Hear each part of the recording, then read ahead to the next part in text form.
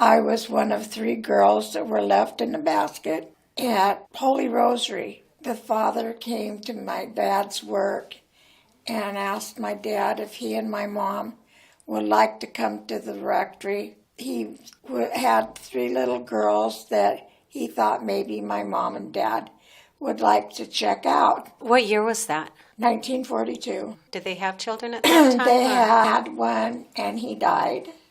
In infancy? In infancy. My mom had said that she didn't really think that she was going to be able to accept the fact of having any more kids. But when she went to the rectory with my dad, lo and behold, she decided that I was the one she wanted to bring home. And I'm so glad she did. I bet. I have had the best childhood I could ever have. They adopted me, and they adopted Robert when we were in Alaska. How old were you when you were living in Alaska? I was 10. So you were 10. I went to school with him. Okay.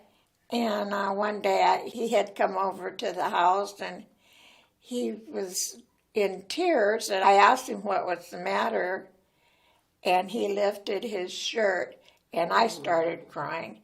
His real father had whipped him with a whip that they use to get the sled dogs. Oh. And his back was all bloody. My dad said, "You're not going back there." Robert stayed with us until he was able to be adopted. I applaud them 100% because they had so much patience and so much love, and they were so kind to other kids. Like when my dad had built all these bunk beds, you might say, they started bringing in foster children, and at the very end, there were 19 of us. Wow. They taught us that love is the most important thing. What were some of the ways that your mom and dad showed you that love or taught you that?